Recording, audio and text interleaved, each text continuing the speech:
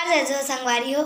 मैं आरू साहू और मैं आप मन ला ये सूचना देवत हूँ कि माननीय हमारे प्रधानमंत्री जी ये ऐलान करे है कि 5 अप्रैल रविवार दिन आप मन ला 9 बजे रात के 9 मिनट बा हमारे देश भर समय देना है और 9 मिनट में आप मन ला अपन घर के लाइट मन ला बुझा के दिया मोमबत्ती और फ्लैश लाइट टार्च मन ला जलाना है।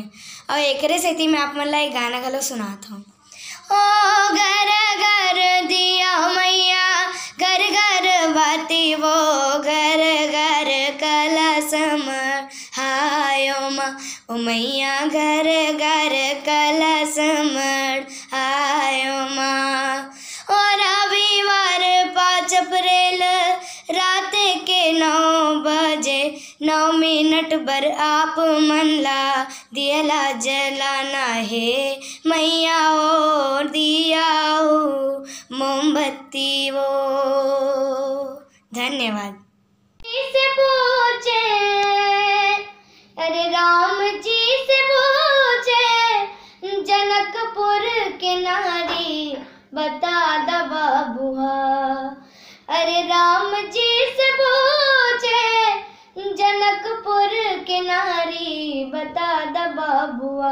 लोगवा देत काहे गारी बता द बाबुआ। तोहरा से पूछूं मैं ओ धनुषधारी तोहरा से पूछूं मैं।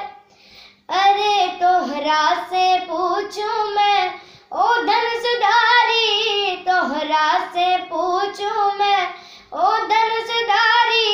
एक भाई गौर का है एक भाई गौर का एक काहे कारी बता द बाबुआ। लोगवा देत काहे गारी बता द बाबुआ। ए बूढ़ा बाबा के पकल पकल दाढ़ी ए बूढ़ा बाबा के पकल पकल दाढ़ी ए बूढ़ा बाबा के।